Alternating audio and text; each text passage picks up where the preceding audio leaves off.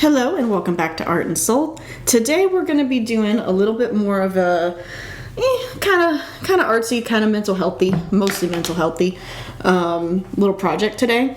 This is called a cues card. There's a lot of different ways that people do them. I don't really think that there's a right or wrong way to do it as long as it works for you. So the times that this is really useful is really for anyone who is under stress of any kind. So this kind of helps you figure out a few things. So how do I start to pick up on my own stress or sensory overload or discomfort as early as possible? How do I recognize that in myself? What are my go-to coping strategies? Which could be good, neutral, not so good. And then what are some good habits that I can use a little bit more of? And what are some new things I might be willing to try? And then I add little extra sections here on the back. And it's kind of looking at what are some new things you might be willing to try. And then we look at what are the things that are triggering this in the first place. And sometimes we don't always realize that we're getting set off by things in our environment, people, whatever it may be. And then I add another little section on mine for proactive ways to, kind of get ahead of things. So this will make a little bit more sense when I actually walk you through it, but that gives you a little synopsis of what you're actually signing up for today. And like I said, there's people all over the place that have a set little way of doing a cues card. I don't really think there's a right or wrong way to do much of anything in life as long as it actually works for you.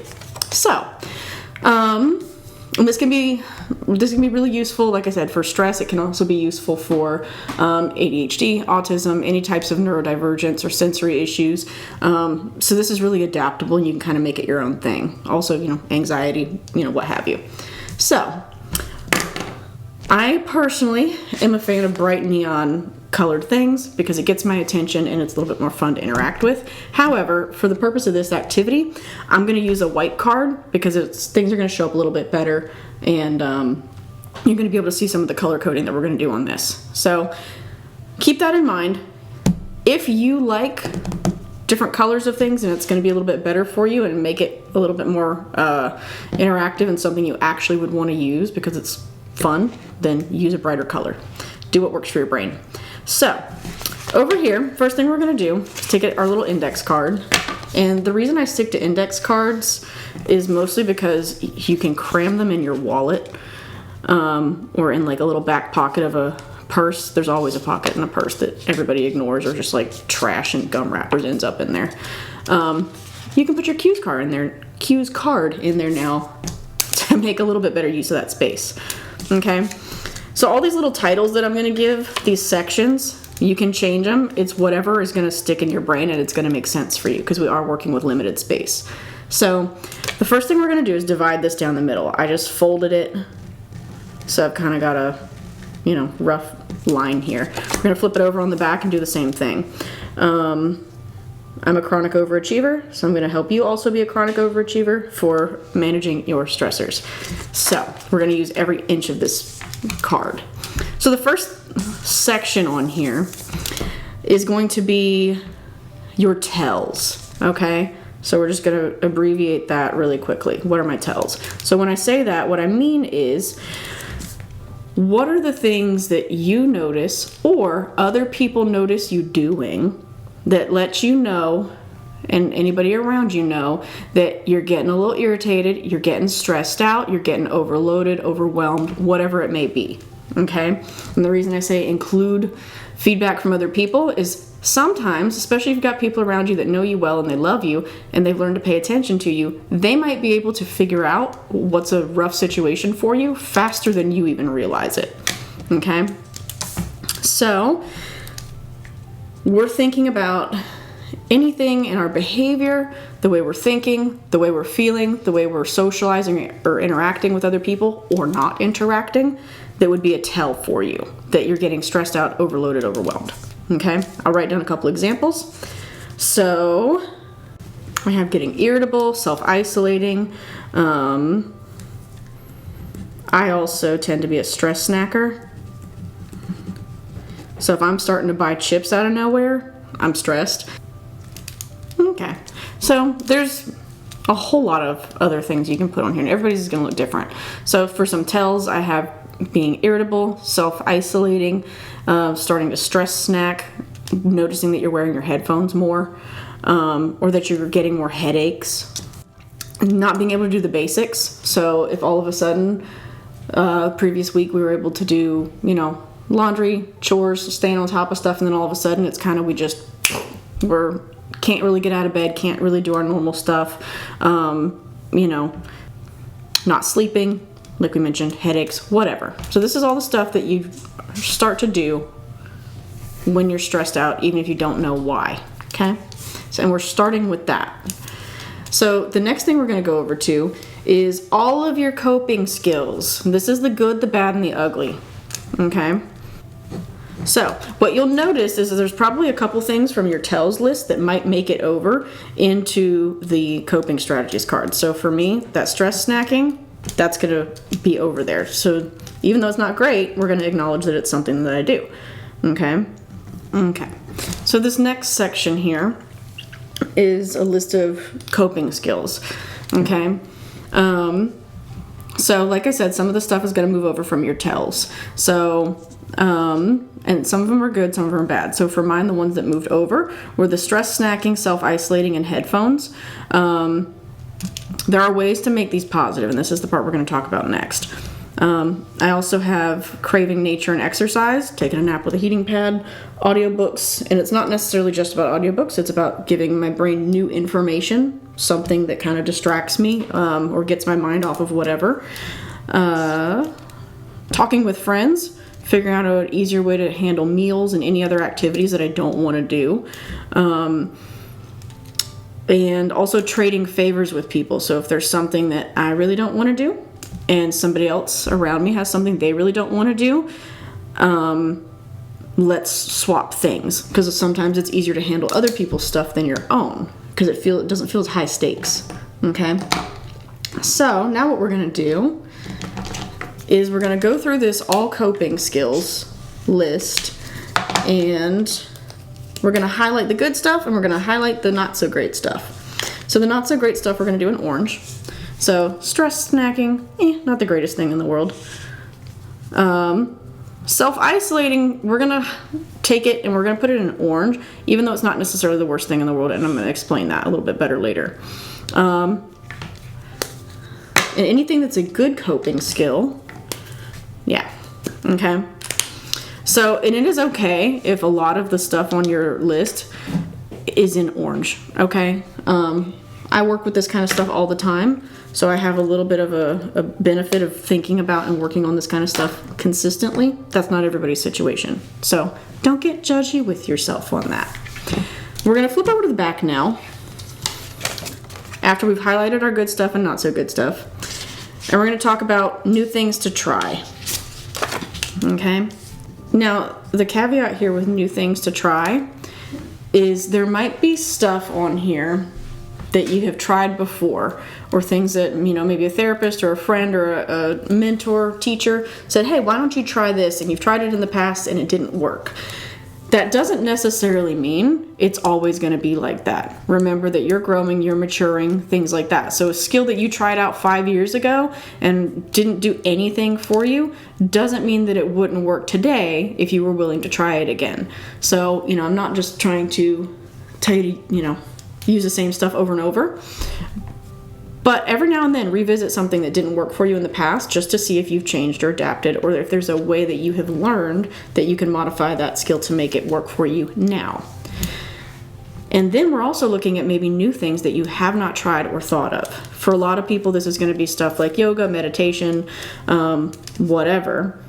Like breathing skills and stuff like that too. Now, I will say that myself, I have a little bit of an issue with just telling people, here's how you breathe and here's how you calm down. Because that works, but it's extremely temporary and it does not solve the problem. It doesn't do anything about the underlying stressor. So I will share those things with people, but I'm under no illusion that that's gonna, magically solve everything and make your anxiety go away, because it doesn't. It just helps get you out of the worst most pressing feelings of that. So this would be new coping skills is anything new that you would be willing to try, or something old that you'd be willing to revisit or modify. Okay? And this is a really cool place for you to reach out to your support system or anyone else that that might have been dealing with the same struggles, or just asking other people, hey, how do you deal with this? There's all kinds of information online too. And especially if we are falling under autism or ADHD, there are so many communities popping up online now that are sharing different coping skills and ways of managing things that can be really, really useful, because a lot of the traditional advice might not work that well for you if your brain is built different, okay? So it can be a lot of sensory stuff as well. So like weighted blankets, there's a reason for that. So I can take this over here, napping with a heating pad, and yes, I know it's not necessarily advised to sleep with a heating pad. However, lots of people do it. But if that's a concern for you, don't do it. But you could add on to that. Okay, well, let's add a weighted blanket or something like that to it. So let's go back here and address these quote unquote, bad coping skills, okay? So the stress snacking and the self-isolating. Let's first talk about the self-isolating. That's not necessarily a bad thing. This can be, can I plan for more alone time? Okay? So social isolation isn't necessarily a bad thing. It's just when you get overloaded and you crash out of nowhere that, other people kind of can get frustrated about that, and then that increases your own frustration with yourself. But if we plan for it and we go, you know what, I don't go out on Friday nights, that's my time to chill out, that's my time to do whatever, now it's a little bit more proactive, which is another category that we'll get into. So let's go back into like stress snacking, for example. This one, usually it's just a good habit to try to extinguish, because it just doesn't lead to anything all that positive. But if we know a little bit about behavior change, just abandoning a habit is usually pretty difficult for people, so you need to swap it out with something better. So if I need to swap out puffy Cheetos for baby carrots or something else, or like a popcorn or something like that, there are ways to do that. So if it's a habit that's really hard for you to give up, is there a way to at least make it healthier? So be like really flexible with yourself on that. And I am writing journaling down on here. And the thing that I'll say about journaling is it's one of the most like go-to mental health things you'll hear. Journal, journal, journal. And I know how that sounds, okay? But I'm a big advocate for that, because it's not so much in the writing in the journal necessarily that day that is going to alleviate things. A lot of the value in journaling is that when you go back later and you reread it, you get a really different kind of bird's eye view on what your mental state and emotional state was at the time and where you're at now. So you actually get to really zero in and learn a lot about yourself and, any patterns or beliefs and things like that you have going on that kind of is creating a nasty cycle for you. Also, it gives pain, stress, discomfort a place to live outside of you, which is incredibly important. So, if you're not somebody who really enjoys writing, that's okay. If you enjoy drawing instead, cool, draw. It's really, really flexible. Hobbies, interests, anything that you've abandoned. So I think we've got a good enough list here. There's more we can add, but let's move on to the next sections. So these are the last two. And the reason we're going to do triggers at the end is we don't always know what's setting us off. Sometimes we start to notice that we're feeling stressed long before we realize why. Okay, I run into that a lot. So that's going to be the last thing that we cover. So this bit here, we're going to go into what's proactive, okay? So these are things that you can either do as soon as you start to realize that you're stressed to try to get ahead of it so that you can avoid a meltdown or something like that. Or my favorite is things that you do all the time consistently anyways to just have a healthier, happier lifestyle that allows you to manage stress better, okay? Or avoid a significant amount of it. So, and again, there's going to be things from each one of these lists that might copy over to another one. That's not a bad thing.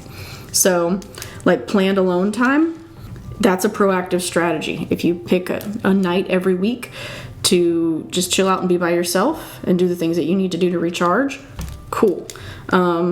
I usually encourage people to do what I call a cave night. So that means we turn off all of our lights, we get the heating pad out if that's something that's nice for you, we get the fuzzy blanket, the weighted blanket, we get the favorite snacks out, whatever, show, movie, book, interest, craft, whatever that you're into, that's a night where that's all you do. You don't worry about anybody else's thoughts, feelings, or judgments on what you're doing. And it usually takes time with family members or anybody that you live with to adapt to that being part of your schedule. But especially if you are neurodivergent, this is really, really good for you. If anyone's a parent out there with an autistic child, especially, a lot of times you'll notice autistic kids like to build kind of little caves or little places, like under the bed, in a closet, in the corner of a room. And it's a way of them creating a safe space to self-isolate and be away from all the sensory and social expectations. And that's actually really good for them. And I see a lot of parents come in and, every afternoon they're cleaning the room and they're destroying that little tent or that little cave, thinking that it's just play stuff, and it's not. That's actually your child trying to self-regulate. So even if it bothers you that there's a blanket fort in the corner, please, please, please try to leave it alone. That's your child's way of communicating to you that that's something that they actually need. And a couple blankets thrown over a chair is not a big deal. So planned alone time. And that's the other thing too. If it's something that you did as a kid and you were autistic or you were late diagnosis or whatever, this isn't, it's a neurology thing. Your brain didn't change. So now it's what's the adult version of that cave time. And I don't care if you don't adapt it at all. If it would still make you happy to hang out in a blanket fort in your living room at, 35, do it. It's your own house. So, this is that radical acceptance of your own truth. So, planned alone time, planned social time too. So reaching out to people that, are really supportive and, kind of a touch base thing. That way it also alleviates sometimes some of the pressure of, oh no, I've let a text message go for 3 or 4 days and now it's going to be awkward if I return it. Well, if you've got a planned check-in, like once or twice a week, it takes some of the heat off if you've not responded or ignored to texts and stuff like that. Because there's going to be a set time where it's okay for you to circle back to all that stuff. Exercise of any kind is great. Okay, so I've got planned alone time, planned social time, some kind of exercise schedule, even if it's super flexible, planned time off work or away from responsibilities and social expectations, and then prepping meals, things like that can be really helpful, especially if you live with someone else and there's the nightly stressor of figuring out what on earth are we going to eat tonight. Sometimes just having a plan for that is good.